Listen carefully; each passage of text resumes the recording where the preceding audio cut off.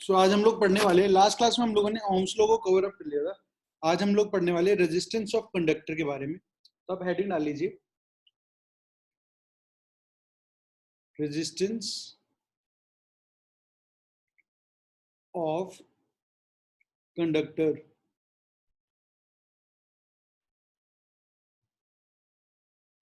जैसे कि मैंने आपको पिछली क्लासों में ये बताया, जब हम लोगों ने देखा था कि भाई किसी भी कंडक्टर के थ्रू इलेक्ट्रिसिटी कैसे पास करती है, तो हम लोगों ने वहां देखा था कि हर एक कंडक्टर के पास कुछ फ्री इलेक्ट्रॉन्स होते हैं।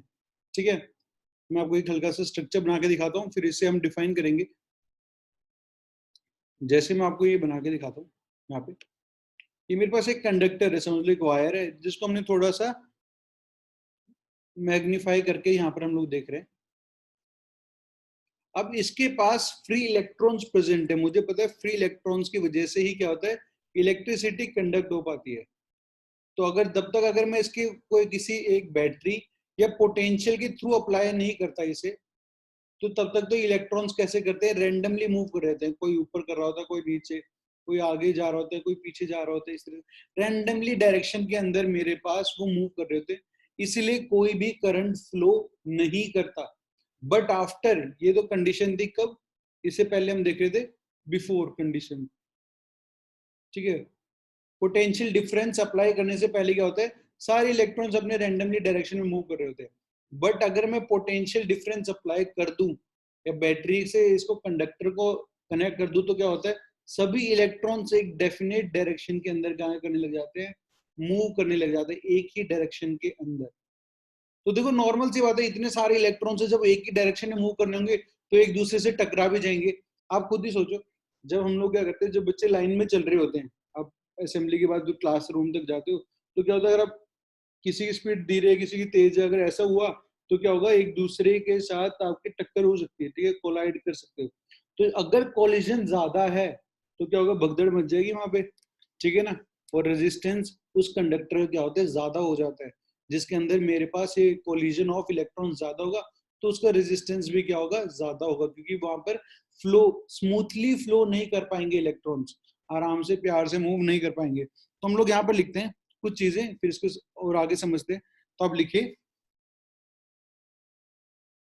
The movement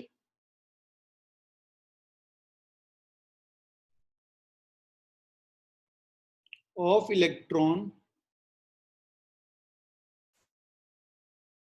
give rise to the flow of current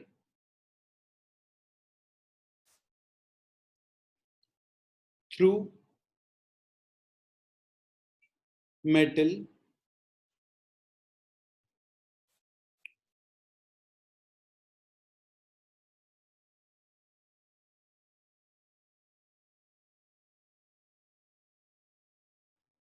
through metal, full stop. The moving electron collide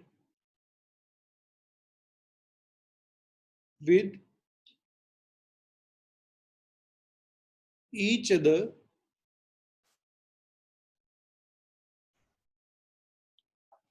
as well as with the positive ions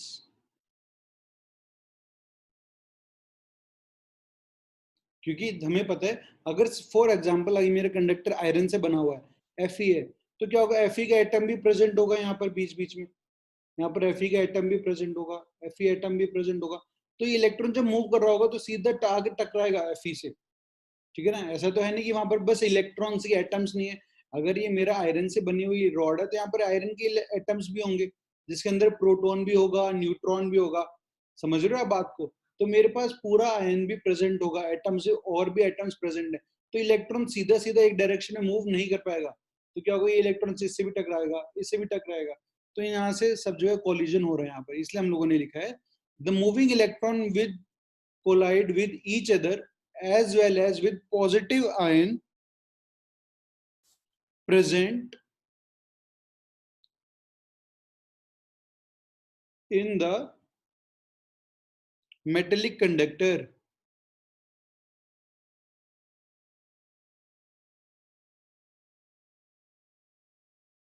Metallic conductor. These collision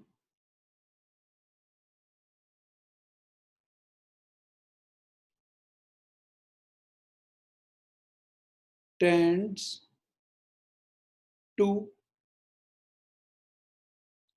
slow down the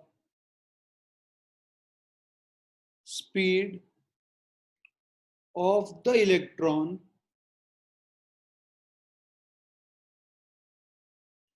and hence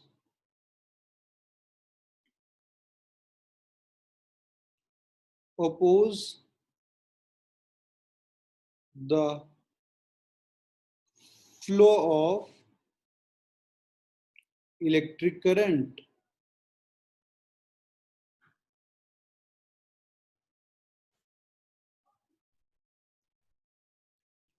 तो यहां से मुझे ये बात समझ में आ गई कि भाई इलेक्ट्रॉन्स का जो फ्लो हो रहा है, उस फ्लो को जो भी रोक रहा है वो सब क्या होता है, मेरे पास उस कंडक्टर का रेजिस्टेंस होता है, या फिर मैं कह सकता हूँ उस एलिमेंट का या उस सब्सटेंस का रेजिस्टेंस होता है। तो अब आगे लिखिए नेक्स्ट पेज पे पॉइंट बनाकर, the property of a conductor by virtue of which it opposes the flow of electric current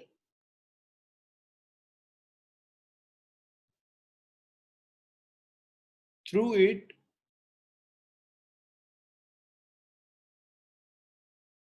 is called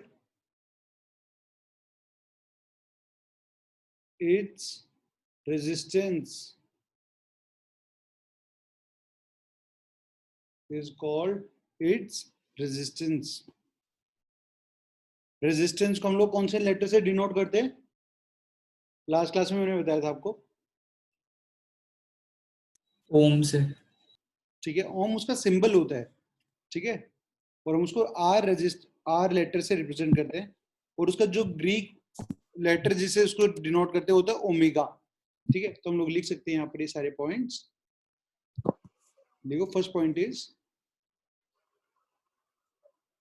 resistance is denoted by the letter R. Next is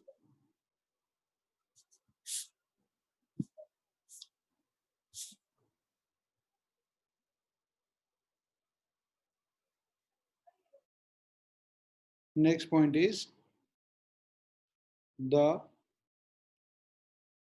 SI unit of resistance is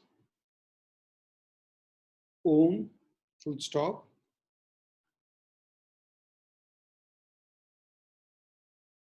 The ohm is denoted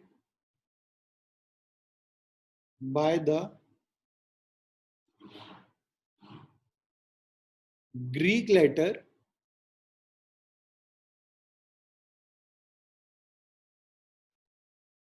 called omega, ठीक है। ये चीजें मैंने आपको last class में बताई थी कि जो रेजिस्टेंस है उसको हम कैपिटल आर से रिप्रेजेंट करते हैं, और जो आगे पास ये रेजिस्टेंस है तो उसको हम लोग क्या करते हैं ओमेगा, या फिर एक ग्रीक लेटर है, ये जो सिंबल हम लोगों ने बनाया है यहाँ पर, इस सिंबल से हम लोग इसकी यूनिट को हम रिप्रेजेंट करते हैं। ठीक है, नेक्स्ट पॉइंट लिखते हैं यहाँ पर, resistance is a scalar quantity है, ठीक है, resistance is a scalar quantity. भाई मुझे बताओ स्केलर क्वांटिटी और वेक्टर क्वांटिटी क्या होते हैं, पता है आप में से किसी को कि हम किसको कहते यस सर। हैं? हाँ, कि ये स्केलर क्वांटिटी, ये वेक्टर क्वांटिटी है, बताओ अग्रिमा।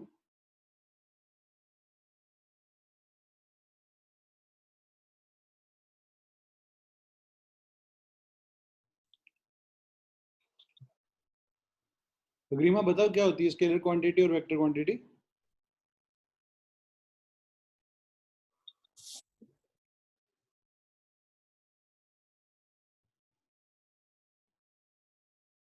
देखो, ठीक है, तो हम लोग देखते हैं यहाँ पर, देखो मेरे पास कुछ कुछ ऐसी चीजें होती हैं, जैसे मैं बात करूं आपके पास, है ना, कुछ कुछ क्वांटिटीज ऐसी होती है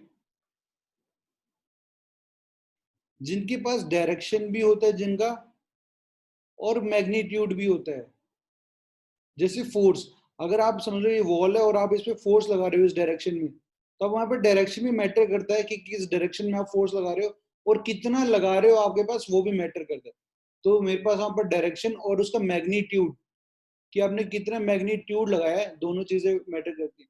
अगर डायरेक्शन और मैग्नीट्यूड दोनों चीजें मैटर करती हैं तो उसे हम लोग कहते हैं वेक्टर क्वांटिटी, उसे हम लोग क्या कहते हैं, वेक्टर क्वांटिटी। और जिसमें सिर्फ मैग्नीट्यूड मैटर करता है, डायरेक्शन मैटर नहीं करती, तो उसको हम लोग बोलते हैं स्केलर क्वांटिटी, उसे हम लोग क्या कहते हैं, स्केलर क्वांटिटी। क्योंकि स्केलर क्वांटिटीज में सिर्फ मैग्नीट्यूड देखा जाता है कि उसका रेजिस्टेंस कितना है, ये नहीं देखा जाता कि भाई कौन से डायरेक्शन में आप लोग कैलकुलेट करने जा रहे हो। ठीक है, चलो अब हम लोग देखेंगे ये जो रेजिस्टेंस है कंडक्टर का, वो किन किन चीजों के ऊपर डिपेंड करता है। ठीक है, तो नेक्स्ट हेडिंग डालना आप, यहाँ से अब आगे आ जाओ, हम आगे लिखते हैं,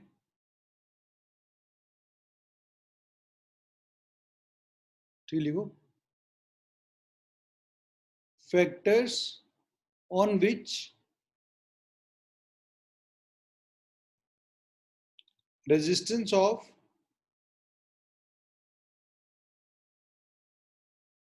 कंडक्टर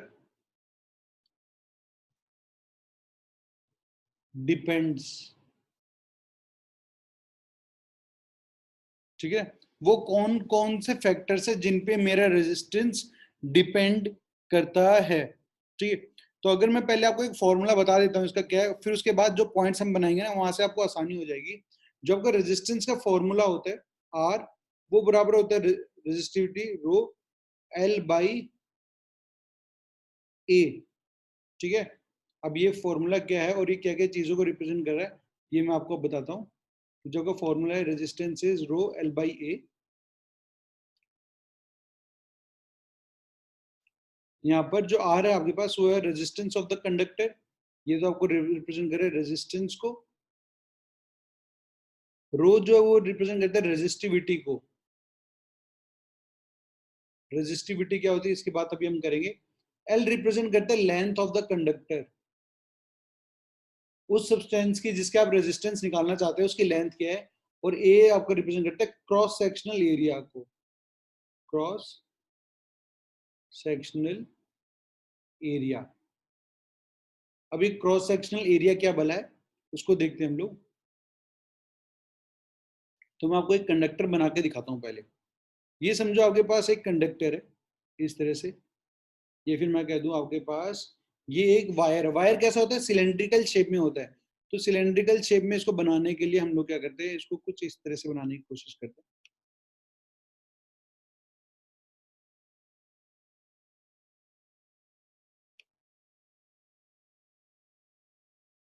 ठीक है, ये मेरे पास एक सिलेंडर है। अब जब मेरे पास करंट फ्लो करेगा तो करंट की तो डायरेक्शन होगी, और करंट कहाँ से, समझ लो मेरे पास करंट यहाँ से आ रहा है और इस सर्कल से अंदर जा रहा है वायर के अंदर, ठीक है ना। हमको पता है वायर कैसा होता है, सिलेंड्रिकल शेप में होता है ना, आपने देखा होगा लंबा सा वायर होता है, तो उसका एक एरिया होता है सामने से। जब भी आप अगर उसको आप ऐसे काटोगे तो आपको सामने से एरिया दिखाई देगा, कुछ इस तरह से गोल सा दिखाई देता है, और पीछे वायर होता है पूरा। तो ये जो एरिया है, इसकी बात करें, इस एरिया को बोलते हैं क्रॉस सेक्शनल एरिया। जो ये सर्कल सा बना हुआ है, इस एरिया को बोलते हैं क्रॉस सेक्शनल एरिया। तो हमें पता है यहाँ पर अगर ये सर्कल है, अब कंडक्टर का कोई भी शेप हो सकता है, हम किसकी बात करें, सिर्फ सिलेंड्रिकल की बात कर रहे हैं। तो ये जो एरिया होगा, इसको मैं रिप्रेजेंट कर देता हूँ किससे, पर्पल कलर से। ये जो एरिया है आपके पास, जो सर्कल का एरिया क्या होता है, पाई आर स्क्वायर होता है वैसे तो इस एरिया को बोलते हैं हम लोग क्रॉस सेक्शनल एरिया। जहां से करंट मेरा वायर के अंदर जा रहा होता है, उसे हम लोग बोलते हैं, ठीक है। तो ये मैंने बोल दिया, this is the cross sectional area.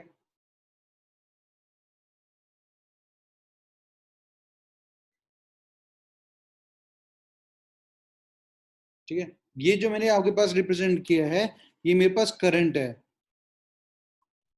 ठीक है। ये मेरे पास क्या हो रहा है, करंट आई फ्लो कर रहा है। अब इसका, इस कंडक्टर का कुछ ना कुछ लेंथ भी होगा मेरे पास, ठीक है। इस लेंथ को मैंने कैलकुलेट किया होगा कि भाई जो ये कंडक्टर है वो यहाँ से शुरू होता है और वो यहाँ तक चलता है, ठीक है। तो ये जो है मेरे पास, ये मेरे इस कंडक्टर की लेंथ है, जो भी मैं वायर यूज करने जा रहा हूँ उसकी ये लेंथ है।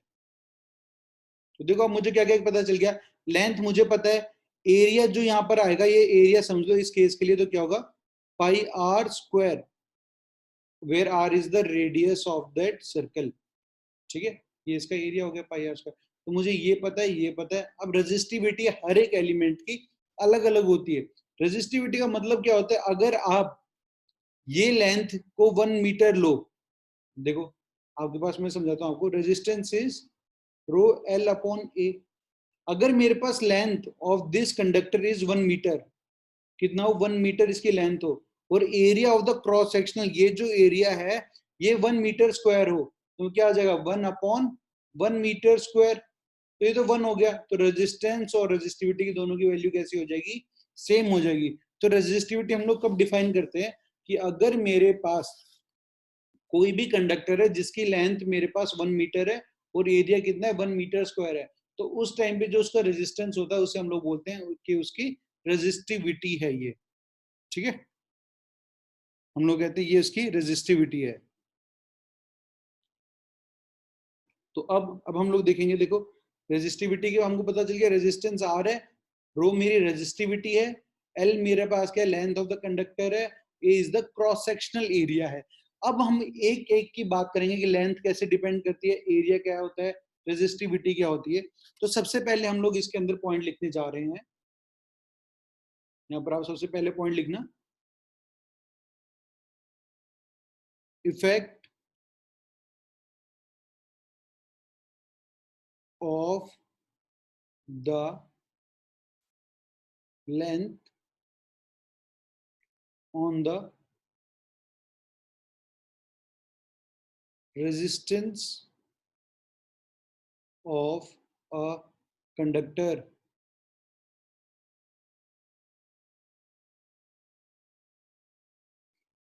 ठीक है, आप में से पूछता हूं मैं अब, एक एक से आप एक चीजें पूछते जाऊंगा, ठीक है। मैत्री मुझे बताओ, अगर लेंथ ज्यादा होगी तो उसका रेजिस्टेंस ज्यादा होगा या कम होगा, सर ज्यादा होगा। ठीक है ना। और इसका जो फिजिकल सिग्निफिकेंस है, अगर हम लोग ऐसे समझे, तो मैं बोलूं आपको कि भाई मेरे पास एक तो वायर इतनी लेंथ का है और एक वायर मेरी इतनी लेंथ का है, तो यहाँ पर तो क्या होगा, इलेक्ट्रॉन्स भी कम होंगे, इनका कोलिजन भी क्या होगा, कम होगा। बट अगर जितना ज्यादा लंबा वायर होगा उसके अंदर उतने ज्यादा इलेक्ट्रॉन्स होंगे, उतने ज्यादा एटम्स होंगे, उनके नंबर ऑफ कोलिजन्स भी क्या होंगे, ज्यादा होंगे, इसलिए वहां पर रेजिस्टेंस की वैल्यू भी क्या होगी, ज्यादा होगी। बोलो ये बात समझ में आ गई आपको, कि अगर लेंथ ज्यादा होगी तो रेजिस्टेंस ज्यादा क्यों होगा, ठीक है। Yes sir. हाँ ठीक है, अग्रिम आपको आगे बात समझ में, यस सर। ठीक है। चलो तो अब हम लोग आगे बढ़ते हैं, तो हम लोग इसके बारे में लिखते हैं अब इसका एक्सप्लेनेशन, कि ऐसा है तो क्यों है, तो अब लिखो the resistance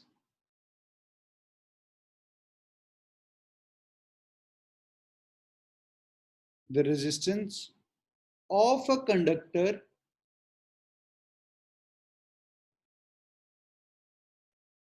is directly proportional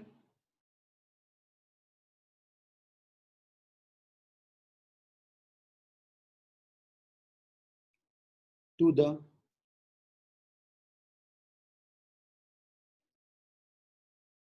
length, full stop, that is resistance of the conductor is directly proportional to the length of the conductor. ठीक है, यहाँ से मेरा फर्स्ट पॉइंट से मुझे एक बात पता चल गई, रेजिस्टेंस उतना ही ज्यादा होगा जितनी ज्यादा क्या होगी मेरे पास लेंथ होगी उस कंडक्टर की। अब हम बात करते हैं सेकंड पॉइंट के ऊपर।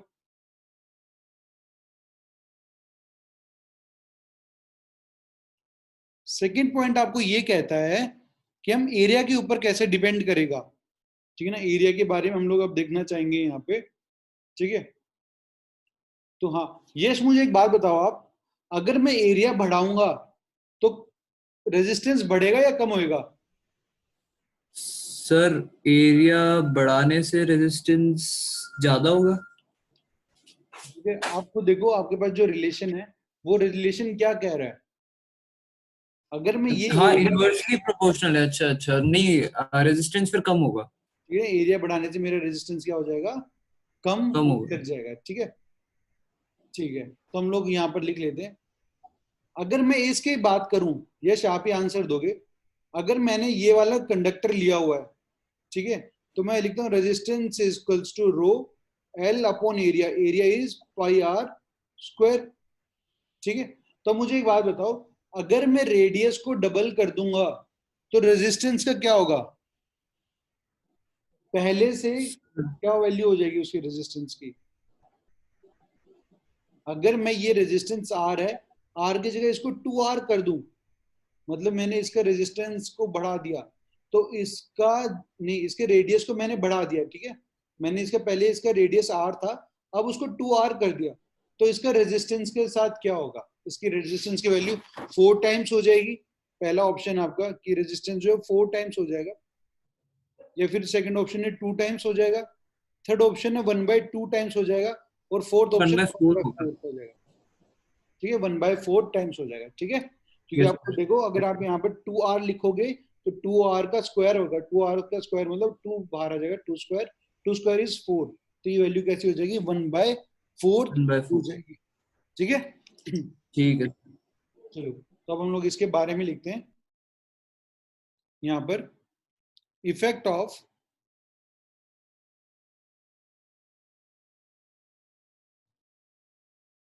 The area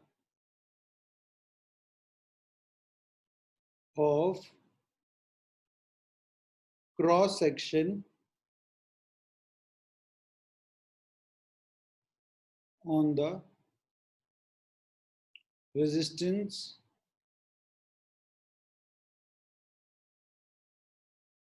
of a conductor।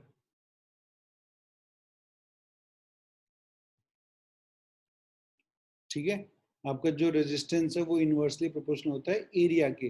अगर आपने एरिया की वैल्यू बढ़ा दी तो आपका रेजिस्टेंस कैसा होता है, कम हो जाता है।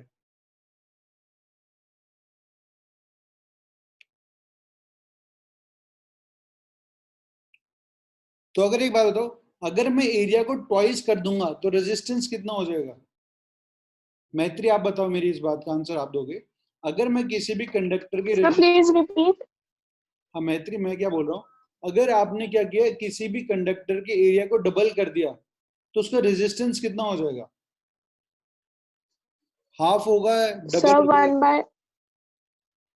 1/2. ठीक है, 1/2 टाइम्स हो जाएगा। ठीक है,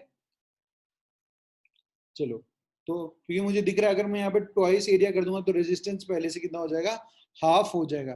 चलो अब इसके बारे में लिखते हैं हम लोग यहाँ पर, लिखो आप, the resistance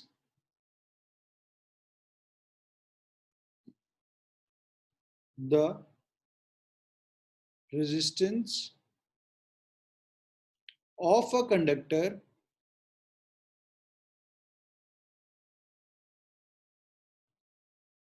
is inversely proportional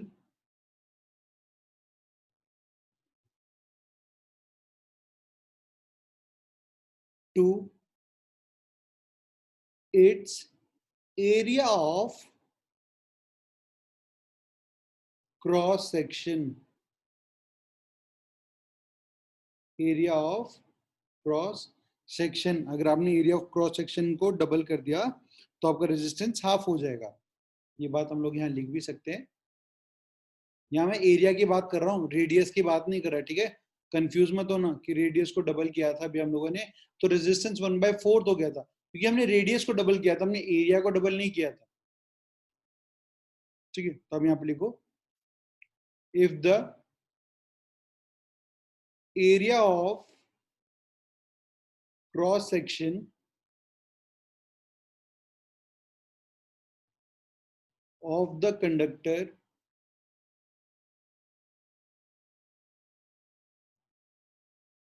is doubled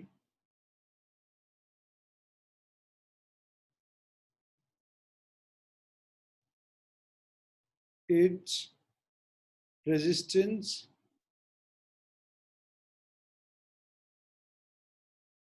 gets half।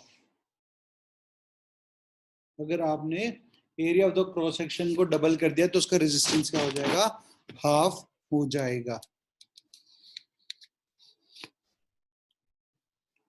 ठीक है। तो हमको यहाँ से एरिया ऑफ रेजिस्टेंस के बारे में भी एक रिलेशन यहाँ से हम लोगों को मिल गया, ठीक है। अब हम लोग बात करते हैं थर्ड पॉइंट की, ठीक है। थर्ड पॉइंट है टेम्परेचर के ऊपर। अब आप खुद सोचो भाई, मैं आपसे एक बात चीज पूछता हूँ, सिंपल सी बात है, ठीक है। मुझे बात कौन बताएगा, प्रिंस ने आंसर, चलो प्रिंस आप बताओ मुझे एक बात। Yes sir. अगर मैं टेम्परेचर बढ़ा दूंगा, आपको समझो आप Yes, एक जगह बैठे हो और मैंने ना वहां पर टेम्परेचर बढ़ा दिया तो एनर्जी बढ़ जाएगी चीजों के अंदर, ठीक है ना, क्योंकि आपको हीट एनर्जी मिल रही होगी। तो बताओ अगर Yes, इसको एनर्जी मिलेगी तो इलेक्ट्रॉन पहले से और तेज भागेगा। अगर ये और तेज भागता है तो इसके number of Yes, sir. Collisions बढ़ेंगे या कम हो जाएंगे? सर बढ़ जाएंगे। बढ़ जाएंगे। अगर मेरे पास कॉलिजन बढ़ेंगे तो फिर बताओ क्या होगा? सर हीट जनरेट होगी, हीट से एनर्जी निकलेगी, एनर्जी वेस्ट भी होगी, ठीक है ना। तो अगर इलेक्ट्रॉन्स आपके कलेक्ट होंगे। पास क्या होता है मैं बताता हूँ आपको, जैसे अगर आपके पास आप एनर्जी दे रहे हो, टेम्परेचर बढ़ा रहे हो तो नंबर ऑफ कॉलिजन्स Yes, बढ़ sir. जाते हैं। नंबर ऑफ कॉलिजन बढ़ते हैं तो उसका रेजिस्टेंस भी क्या रेजिस्टेंस होता भी है, बढ़ेगी। बढ़ जाता हाँ रेजिस्टेंस बढ़ेगी, हाँ। है, ठीक है। तो हाँ रेजिस्टेंस भी आपका बढ़ जाता है। तो ये बात अभी हम लिखने वाले हैं, यहाँ पर लिखो, effect of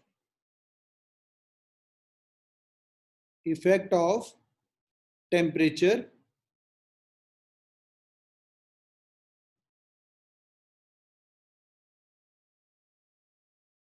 on the resistance of a conductor।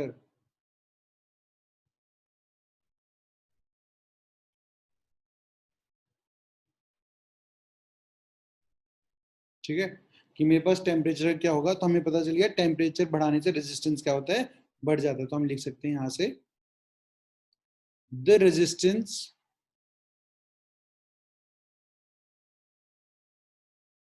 of all pure metal increase with a rise in temperature। Temperature बढ़ाने के साथ उनका रेजिस्टेंस क्या होता है, बढ़ जाता है। द रेजिस्टेंस ऑफ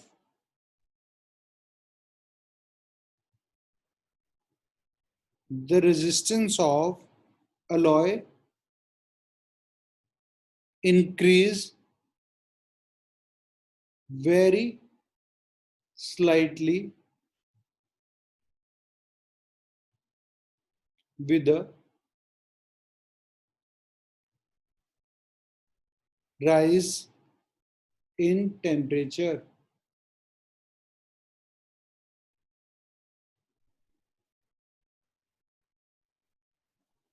आगे पास एक होता है सेमीकंडक्टर्स ना, अभी एक यहाँ पर आप एक चीज बना के याद रखना, एक टाइम आएगा जब मैं आपको एक चीज सिखाऊंगा अभी कि ऐसा क्यों हुआ।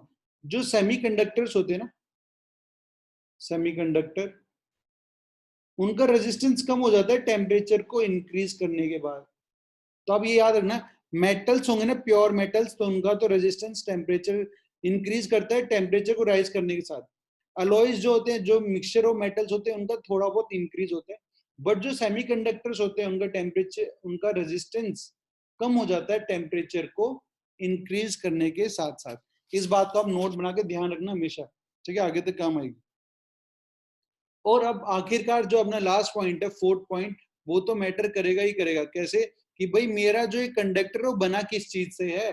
लकड़ी से बना है, आयरन से बना है, गोल्ड से बना है, किस चीज से वो बना हुआ है कंडक्टर, तो उसके ऊपर रेजिस्टेंस तो बिल्कुल मैटर करेगा ही करेगा। तो हम लोग लिख सकते हैं effect of the nature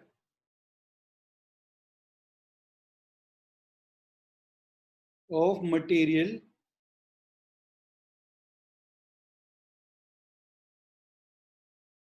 on the resistance of a conductor.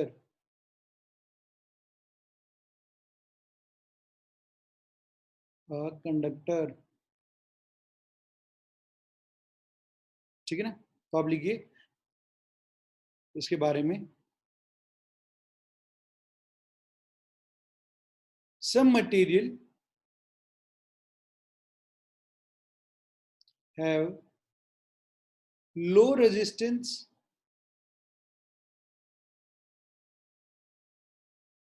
comma whereas some others have much higher resistance.